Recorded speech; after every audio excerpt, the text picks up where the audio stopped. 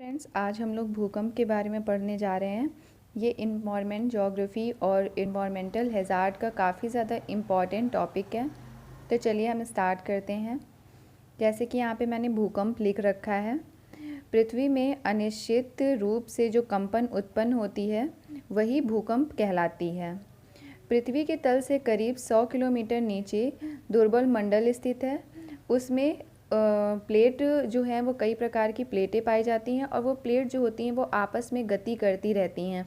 जैसे कि मैंने यहाँ पे आपको एक डायग्राम बना के बताया कि ये एक पृथ्वी है और पृथ्वी में यहाँ पर अगर हम नीचे आते हैं 100 किलोमीटर के अंदर तक तो इस मंडल को हम लोग दुर्बल मंडल कहते हैं।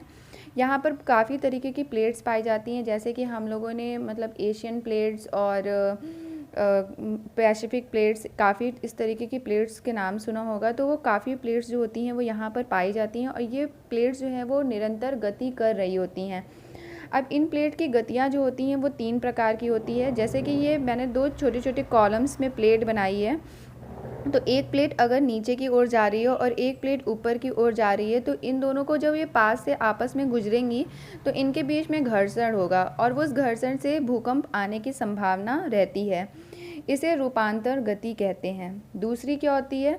दूसरी में जैसे मैंने 2 प्लेट बताई तो एक जो रहेगी, एक प्लेट जो है वो एक साइड जा रही है और दूसरी जो है वो दूसरी साइड को जा रही है।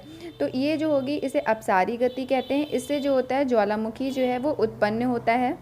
तीसरी जो होती है हमारी, वो एक प्लेट जो होती है वो 2 प्लेट्स होती हैं। दोनों प्लेट्स जो होती हैं वो आपस में एक ही डायरेक्शन की साइड आ रही होती हैं, जिसके कारण क्या होता है कि ये दोनों प्लेट्स में मतलब एक दूसरे के ऊपर ये प्लेट्स जो होती हैं वो चढ़ जाती हैं, जिससे नवीन पर्वतों का निर्माण होता है।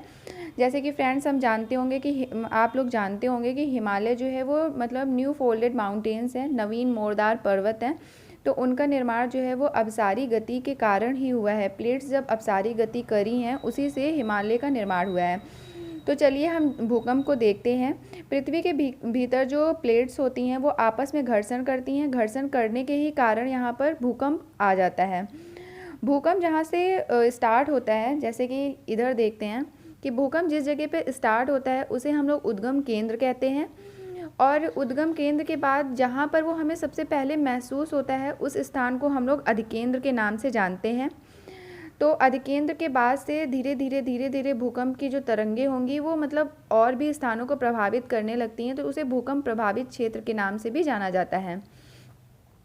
तो भूकंप जो है उसका अध्ययन जो है वो सेस्मोलॉजी के अंदर किया जाता है और भूकंप को तीव्रता को मापने के लिए सेस्मोग्राफ का प्रयोग किया जाता है।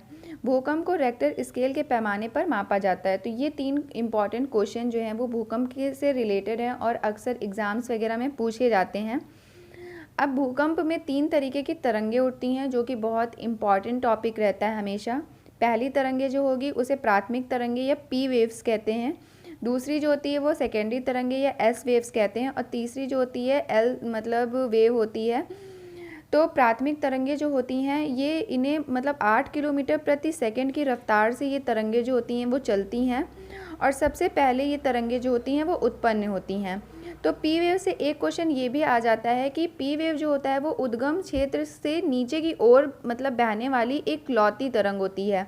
ये ऊपर की ओर भी जा सकती है और ये नीचे की ओर भी आ सकती है।